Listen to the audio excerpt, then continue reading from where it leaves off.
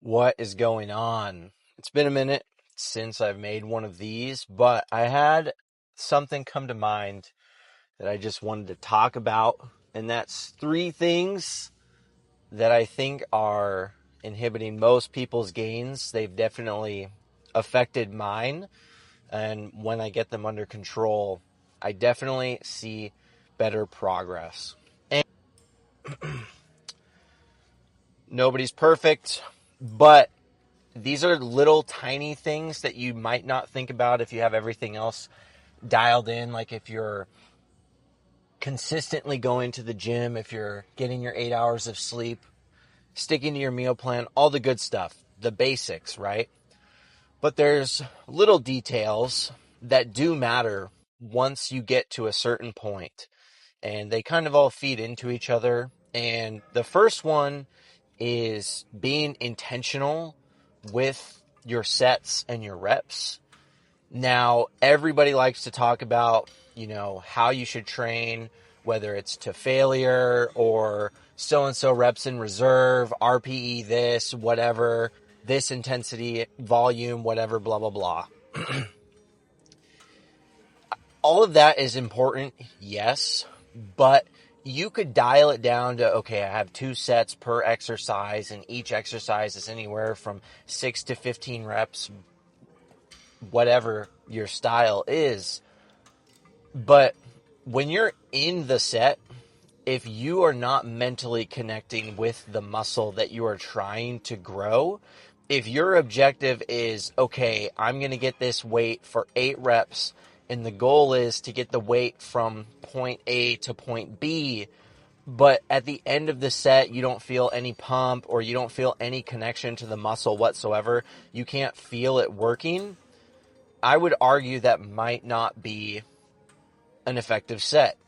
Now, at the same time, I don't think if you program barbell squats into your program that you're necessarily going to get the craziest quad pump. Now, maybe that's just me, but if you're under certain loads, you might not feel the super highest connection with your quads. But, I've seen it over and over again. And even with myself, I go through a workout and I'm just kind of going through the motions. And I think most of you guys would agree that the workouts where you're just going through the motions, and I'm not talking about it's just one of those lifts that it's just like you're there, but it just didn't hit the same. You're just kind of, you're just literally there, coasting because you had nothing better to do for the day. And you're just checking boxes. Those workouts probably aren't going to move the needle very much. Is it good that you went? Yes. But if you want to get something out of your workout, out of your training sessions, I really think you need to have some form of intention going into your sets, aside from get the bar or the cable from point A to point B. Plays into the next thing, which messes with your intention, I think, greatly, which is being on your cell phone during your workout.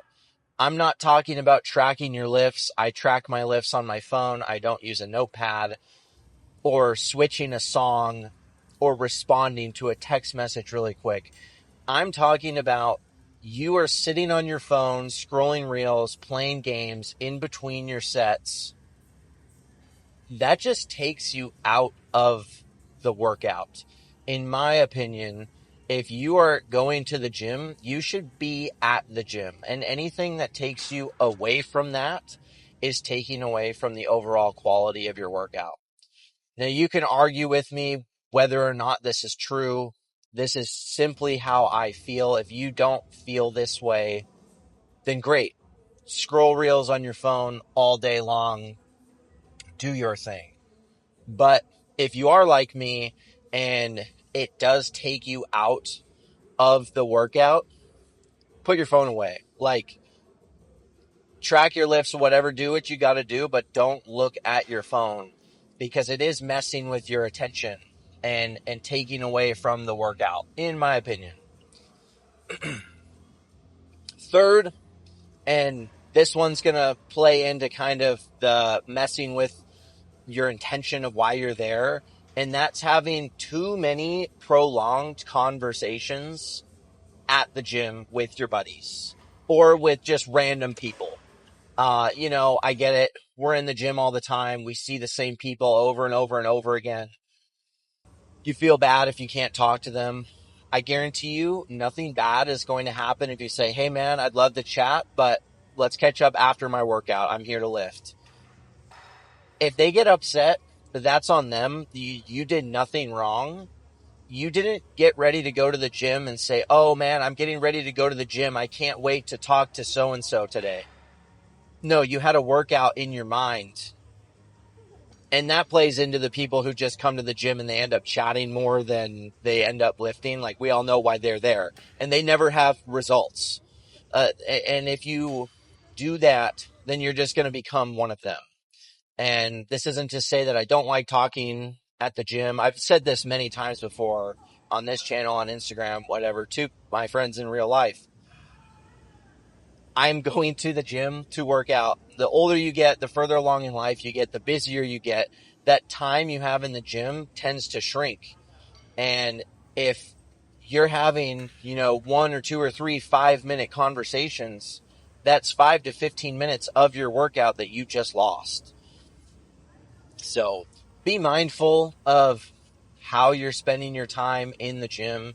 I think being present, just to reiterate the point, is very important. You can follow a program on paper to a T, but there's little tiny aspects that you can't track that do play a factor into the overall quality of your workout. Kind of niche, not really, do these things and you'll see a 17% boost in chest gains over 4 weeks or whatever. But just little tiny things that I've picked up over lifting for 10 years, really. And just also, I love lifting. I want to be there. I want to enjoy my workout and I want to get the most out of it.